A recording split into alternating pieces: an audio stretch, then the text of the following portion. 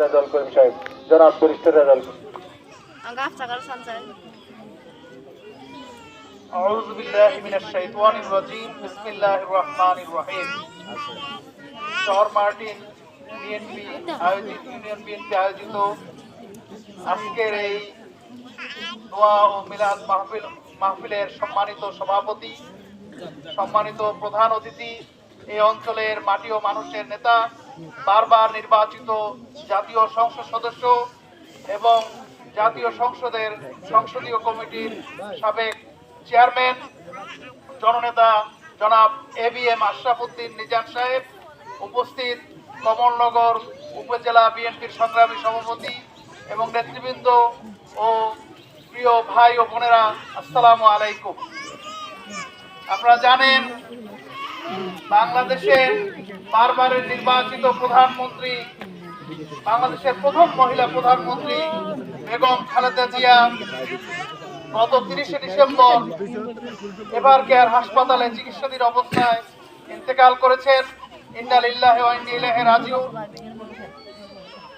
বেগম খালেদা জিয়া ছিলেন এই অঞ্চলের প্রথম মুসলিম প্রধানমন্ত্রী এবং বারবার নির্বাচিত প্রধানমন্ত্রী, যিনি এদেশে গণতন্ত্রের জন্য সেই বিএনপির হাল ধরেছিলেন এবং বিএনপির হাল ধরে দীর্ঘদিন স্বৈরাচার বিরোধী আন্দোলনে নেতৃত্ব দিয়েছিলেন এবং দেশে গণতন্ত্র প্রতিষ্ঠিত করেছিলেন।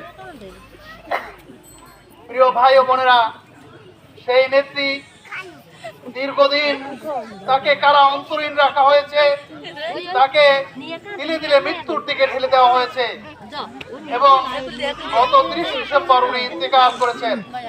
আজকে এই দোয়ার মাহফিলে আমরা শুধু তার রুহের মাগফিরাত কামনা করে, জান্নাত কামনা করে আমাদের দায়িত্ব শেষ করব না।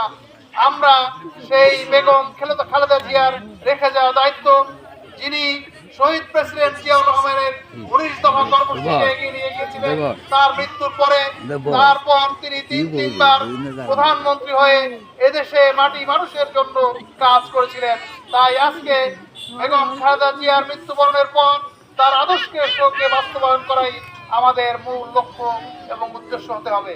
প্রিয় ভাই ও বোনেরা, আপনারা জানেন, জনাব ABM আশরাফ উদ্দিন নিজাম সাহেব বেগম খালেদা জিয়ার একজন যোগ্য উত্তরসূরি, যিনি বেগম খালেদা জিয়াকে সন্তান হিসেবে ডাকতেন, সন্তান তুল্য স্নেহ করতেন।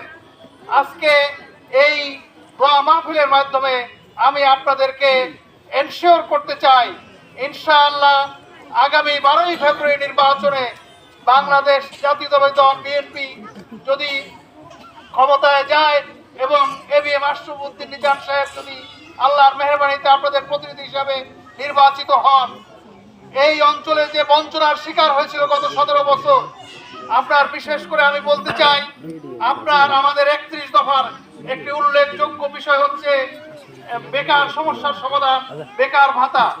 আমি বলতে চাই, আশরাফ উদ্দিন নিজাম সাহেব একজন সৎ ও যোগ্য মানুষ, উনি কারো খাবার ছিনিয়ে আনবেন না।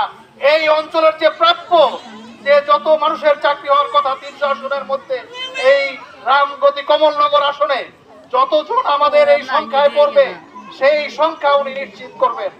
উনি কারো অধিকার ছিনিয়ে আনবেন না। এই অঞ্চলে যে রাস্তাঘাটের যে অপূরণীয় দুর্ভোগ, এই অঞ্চলের যে শিক্ষা প্রতিষ্ঠানের যে অবকাঠামোর যে অনন্য যে উন্নতির ছোঁয়া লাগেনি, এই আমাদের যে রেশিও, সেই রেশিও আমাদের জনাব আশরাফ উদ্দিন নিজাম সাহেব নিশ্চিত করবেন, যেটি আপনারা আগেও দেখেছেন। উনি দুইবার এই এলাকাতে সংসদ সদস্য ছিলেন, যদিও একবার বিরোধী দলে ছিলেন, তারপরেও উনি ওনার প্রচেষ্টার মাধ্যমে, ওনার ত্যাগ তিতিক্ষার মাধ্যমে, ওনার ধ্যান জ্ঞানের মাধ্যমে এই অঞ্চলের মাটি মানুষের অধিকার নিশ্চিত করেছেন। তাই প্রিয় ভাই বোনেরা, আজকের এই দোয়ার মাহফিলের মাধ্যমে আপনাদের কাছে আমার উদাত্ত আহ্বান, আপনারা বেগম খালেদা জিয়ার উত্তরসূরি, শহীদ প্রেসিডেন্ট জিয়াউর রহমানের উত্তরসূরি জননেতা জনাব তারেক রহমান সাহেবের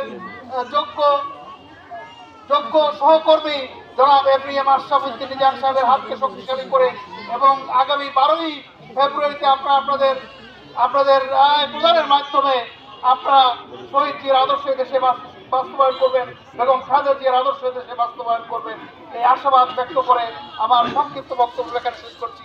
আসসালামু আলাইকুম ওয়া রাহমাতুল্লাহ।